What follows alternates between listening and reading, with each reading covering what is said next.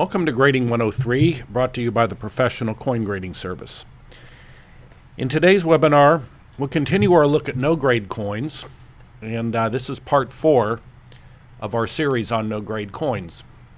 In our first 3 sessions, we looked at coins which PCGS could put into holders. Now today, we'll take a look at coins which cannot be put into holders. These fall into 4 categories. First is Peeling Lamination, PVC Residue, Authenticity Unverifiable, and Counterfeits. So we'll take a look at them one at a time. First, we'll look at peeling laminations. What is a peeling lamination? It's a planchet flaw that is possible to flake away in the process of sealing. It originates when a portion of the coin metal separates on the surface due to impurities or internal stresses. These occur mainly when foreign materials or gas oxide become trapped somehow within the planchet. They're usually found on copper and nickel coins. And here's a real good example right here. You look at the reverse on this and you see a very large area around 4 or 5 o'clock on the coin that looks like it could just flake off or peel off. And because of this, we really don't like to handle the coin more than necessary or seal the coin, because the piece may actually separate, and since we don't own the coin, we really do not want to do any further alteration or damage to the coin. So we basically body bag these. Next is PVC residue. What is PVC? It is a plasticizer that they use in producing the vinyl coin holders to give them the soft, flexible feel to them. The problem with that is over time, PVC leaches out of these holders and eventually will damage the surface of the coin. You can usually see PVC damage as small green specks or sort of a slimy green film on the coin. This happens often, obviously, when the coin is stored for an extended period of time in a PVC or polyvinyl chloride flip. And obviously copper, nickel, and silver are most vulnerable as they're the most reactive metals. Gold, generally not. You very seldom see it on gold. So what does it look like? Well, it's visible as small greenish patches or particles on the coin. And looking at this Morgan dollar here in the center of the obverse around her hair right behind the ear, you sort of see little green flecks and specks, and that is PVC. And it has to be removed before PCGS will grade and seal the coin. Usually acetone is fairly effective at removing that. And here's another example. Here's a Boone commemorative $50. And if you take a look at the area around the word dollar, the letters, and the bottom of the bust here, you'll see quite a few of these little specks. You'll see some sort of behind the jaw and a few assorted spots on the reverse. Not many, but here's one about 10 o'clock on the reverse near the edge. So that's PVC damage, and we will not seal a coin if it has visible evidence of PVC. Next, we'll talk about authenticity unverifiable. Now, PCGS spends a great deal of time examining coins that have been cleaned or corroded or tooled. And we have to be able to positively determine that a coin is genuine and has not been holder plugged. Now, usually we can do this, but in some situations, the surface is so badly damaged or destroyed that we just can't issue an opinion. And many counterfeit coins as well are harshly altered or intentionally damaged in an attempt to fool the services. So on coins like this, we just decline an opinion. And some of the key reasons that we'll decline is, one is excessive wear. In other words, if the coin is simply too worn to show the necessary diagnostics, we can't make a determination. Porosity, cleaning that make identification or confirmation impossible. Sometimes we just have doubts, but we can't be absolutely sure or tie it to a known bad counterfeit die. So we just basically decline an opinion. You'll find authenticity unverifiable, obviously, on certain low-grade coins. A lot of errors are very difficult to determine for sure if they're legitimate. And anything that's been cleaned very harshly, or coins without the original surface, a lot of times we'll just call it authenticity unverifiable.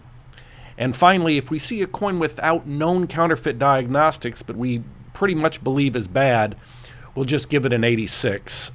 Usually we reserve 90, which is the counterfeit code for coins which come from known counterfeit dies. So let's take a look at a few. This first one is an example of a really low-grade coin. You can see that virtually all the coin is worn away. I'm sure this was submitted at one time as a 1901 S quarter, but there's just not enough left on the reverse for us to determine for sure that this is an S. So this is one that we just go ahead and say that we can't verify. Here is a very unusual error, and a lot of recent errors actually have been proven to be man-made. In other words, they've been intentionally done. We don't know whether that was the case with this coin, but certain errors are just so spectacular and unusual that we feel a little bit safer just saying that we can't make up our minds or that we can't verify these for sure. So these could be artificially done. So here's an example of a coin that's just been very, very harshly cleaned, and just not enough of the original surface of the coin is visible for us to make any sort of determination whatsoever on this. It's just basically been too heavily damaged. And finally, we have coins that we don't like, but without a known counterfeit die, we usually don't call them counterfeit. But there's a lot about this coin that makes us suspicious, so it's easier for us at this point just to say authenticity unverifiable. But we just don't like the shape of the digits and the date. The whole coin is a little bit mushy looking. The lettering is not crisp or sharp. This is, in all likelihood, this coin is bad. But once again, without a known counterfeit die that we can trace it to, we just call it authenticity unverifiable. This is a very recent coin that if you're a numismatist, you can pick up quickly what's wrong. This is a 42S nickel. Those were supposed to be war nickels with a silver composition and with a large mint mark over Monticello. And this coin obviously is not that, so we are virtually certain that this coin is counterfeit. But once again, we just call this authenticity unverifiable since we really can't absolutely positively prove it, but we highly doubt that this is real. And finally, we'll turn our attention to legitimate counterfeits that is so certain that it's counterfeit or that we know that it has known characteristics. This also includes otherwise genuine coins that have been altered to simulate rarities. That's things like re-engraved or changed, altered dates, added mint marks, or removed mint marks, as the case may be.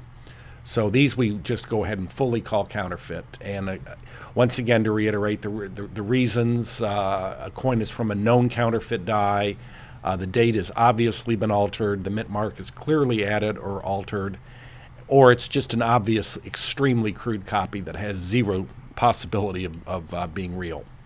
Most frequently counterfeited, well, a lot of coins can be, but normally you'll find early U.S. has been counterfeited. Obviously, key dates, anything with a large premium. And gold coins, particularly Indian quarter and half eagles and $3 gold pieces, simply because they bring a fairly good percent over their bullion value. You don't as often see St. Gaudens or 20 libs counterfeited, because if you make it out of gold, even a real one is not worth a lot more than a bad one in most average grades. Obviously, in very high grades they are. But these quarter eagles and half eagles with the Indian design and the $3 gold pieces are particularly vulnerable to counterfeiting. And finally, major rarities. And it's really silly to counterfeit a major rarity, because the seller is an auction house is going to inspect it very closely, but that doesn't stop some people from trying to fool others. So major rarities you'll sometimes see counterfeited. This is a late 18th century coin, and you'll see due to their high value were frequent targets of counterfeiters. This coin really doesn't look bad, but there are some known characteristics on this coin that make us certain that this is a counterfeit. So this gets a 90. This is an example of a bad Indian 5, and once again, because they had a premium over melt, these were frequently counterfeited, mainly out of Lebanon back in the 1950s. Quite a few of these were done. And once again, it's a pretty good job. It takes an expert really to tell the bad ones from the good ones. This is an attempt at a counterfeit 1955 double die Lincoln cent. We keep extensive varieties of all known dies and varieties, and when we get a coin that's suspicious, we simply look it up, and if we see certain die characteristics, we call it bad, and this one was a bad one.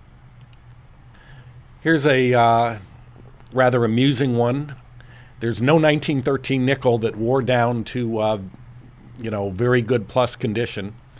This is obviously a very crude alteration. You can see the shape of the digits and the date certainly are not right, and we just didn't think this one was real.